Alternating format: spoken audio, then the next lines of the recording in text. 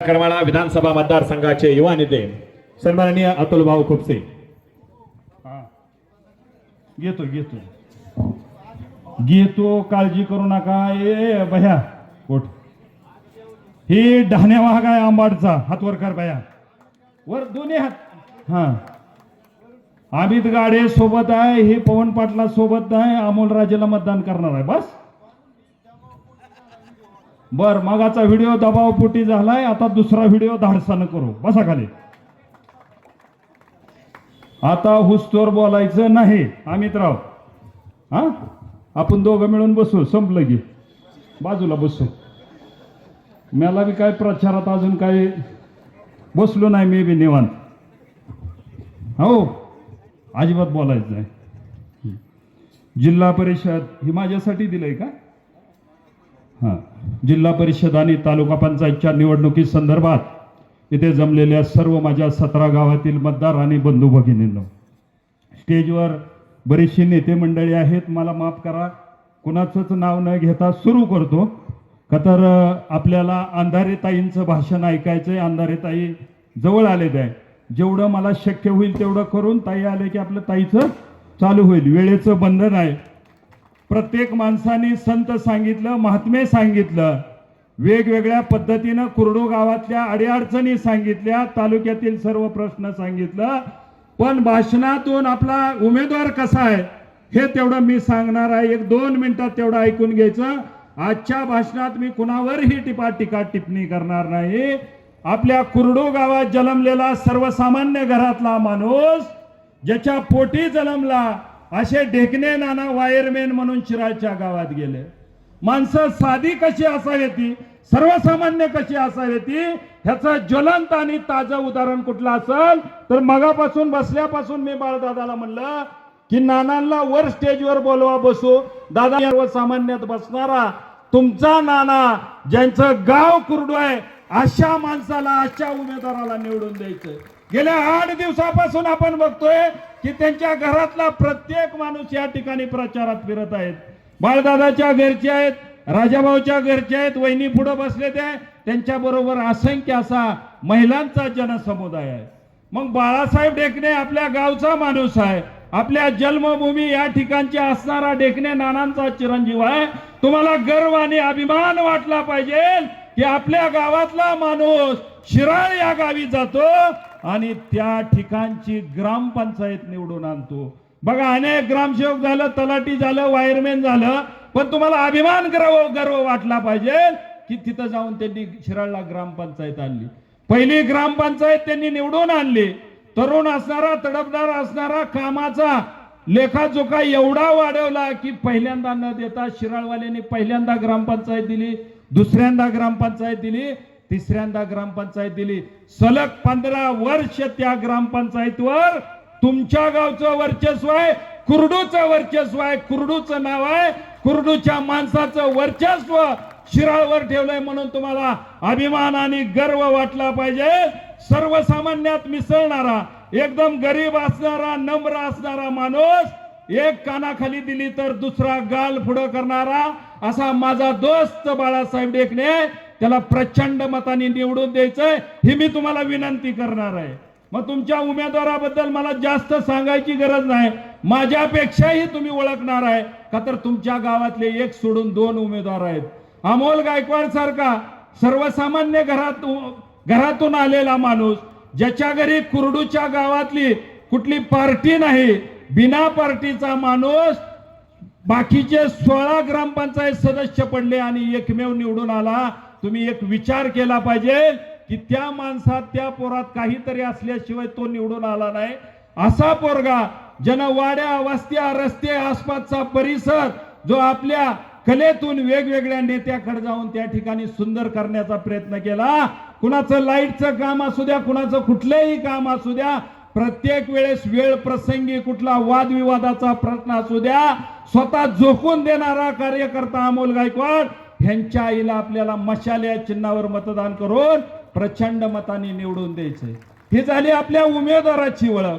मग उमेदवार सालस कसा, तो नम्र कसा, हे थोडक्या 1-2-5 मिनिटाच्या मी शब्दात सांगणार आहे। बाळासाहेब ढेकणे शिराळ गावला जाऊन ग्रामपंचायत आणली। गावात शनिदेवाचं मोठं मंदिर आहे आणि मोठ्या तुम्हाला सांगतो त्या ठिकाणी रोड रस्ते लाईट काहीच ठेवलं नाही. मग शेतकरी संघटनेत चळवळीत असणारा मी सर्वसामान्य कार्यकर्ता पाठिंबा दिला कुणाला पाहिजे, कशासाठी दिला पाहिजे, का दिला पाहिजे? का तर कुरडूच्या गावात ज्या वेळेस पाण्याचं आंदोलन होतं, मित्रांनो तुम्हाला सांगतो की आपण शेजाऱ्यासाठी केस घ्यायला तयार होत नाही, पण कुरडूच्या आंदोलनात तुमच्या रस्ता रोकोत माझ्यावर सुद्धा केस झाली आणि माझं उपळवाटे गाव हे चूल बंद आंदोलन करणारं तुमच्या कुरडूच्या पाण्यासाठी पहिलं गाव आहे, हे तुम्हाला लक्षात ठेवलं पाहिजे. म्हणजे आंदोलन करणारं गाव, सर्वसामान्यांसाठी झटणारं गाव, ज्या ज्या वेळेस इथं मेजर असतील, बालाजी असतील, बऱ्याच जणांनी ज्यांनी पाणी संघर्ष समिती नेमली आणि त्याला पहिला पाठिंबा तुम्हाला सांगतो मी दिला आणि तुमच्यासाठी केस घेतली आणि अनेक वाऱ्या त्या ठिकाणी केल्या. म्हणजे शेतकऱ्यासाठी लढणारा, सर्वसामान्यांसाठी लढणारा कार्यकर्ता आहे. तर मी तुम्हाला सांगतो की शेतकऱ्यांचाच फायदा या ठिकाणी मी बघणार आहे. मग शेतकऱ्यांचा फायदा बघताना कोण आलं का अंदर येत आहे? शेतकऱ्यांचा फायदा बघताना बाळासाहेब ढेकणे सारख्या आणि अमोलराजे गायकवाड सारख्या उमेदवाराला या ठिकाणी आपण पाठिंबा दिला पाहिजे आणि शेतकऱ्यांसाठीची धोरणं या ठिकाणी काय आहेत ते आपण पाहिली पाहिजेत.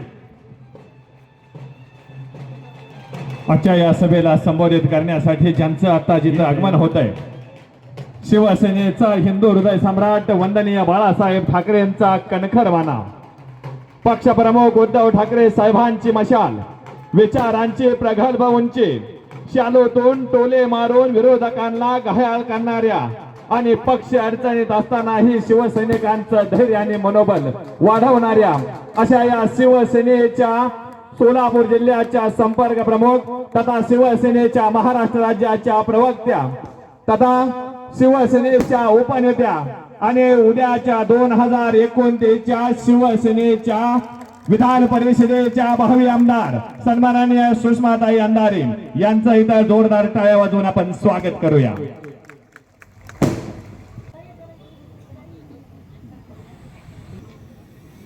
सर्वसामान्य माणसासाठी काम करणारा एक शेतकऱ्याचा पोरगा, एक गरीब पोरगा या ठिकाणी आपल्याला जिल्हा परिषदची निवडणूक लढवतोय. मग निवडणूक लढवत असताना त्याचं व्हिजन काय आहे, म्हणजे शेतकऱ्यांना सर्वसामान्याला तो काय देणार आहे हे बघणं खूप महत्वाचं आहे. मग प्रत्येक वेळेस आपण लोकसभेला मतदान केलं, विधानसभेला मतदान केलं आणि ज्या ज्या वेळेस मतदान केलं त्या त्या वेळेस आपल्या भाषणातून प्रत्येक वक्ता कुरडूचं पाण्याचा विषय सांगतो आणि प्रत्येक वेळेस पाण्यासाठी आपल्याला झुलवत ठेवतो, पण कुठलाही नेता पाण्याचा विषय संपवायला तयार नाही. मग कशा पद्धतीने केलं पाहिजे तर बाळासाहेब ढेकणेंकडून आपण काय घेतलं पाहिजे? त्यांनी मला शब्द दिला, कुरडूच्या पाण्यासाठी, बेंदवड्याच्या प्रश्नासाठी 100% तुम्हाला सांगतो या ठिकाणी तुम्हाला सर्वांना सोबत घेऊन वेळ प्रसंगी सत्ताधारी असेल, विरोधक असेल, कुणाच्याही हातापाया पडून आंदोलनाची धार तेज करून आपण या ठिकाणी कुरडूच्या पाण्यासाठी निश्चितपणे तुम्हाला सांगतो की आंदोलन उभा केल्याशिवाय राहणार नाही. हा बाळासाहेबांचा पहिला शब्द होता.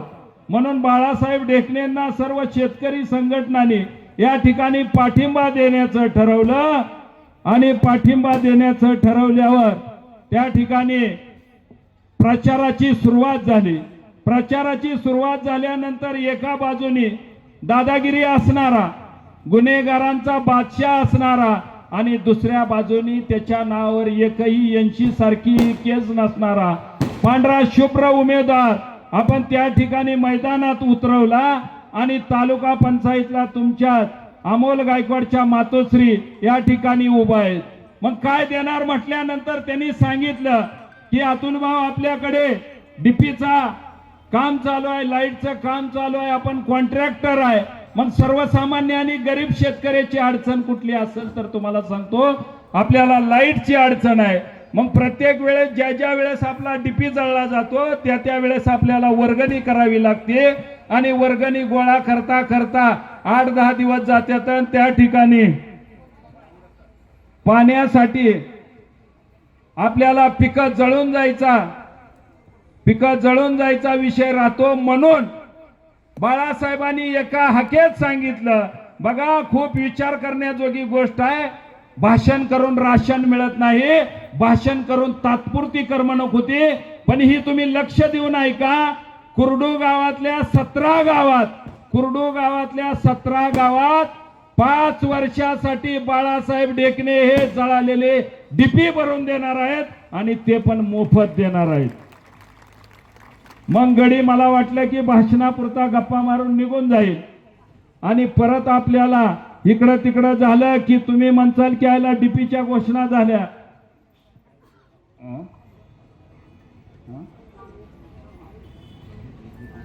मी काय एंड करतो लगेच, काय अडचण नाही. तुतारी या चिन्हावर ताईला बोलू दे तुम्ही. भाऊला थोडक्यात सांगावंच लागत नाही. भाऊ 5 मिनिटात ओळखतो.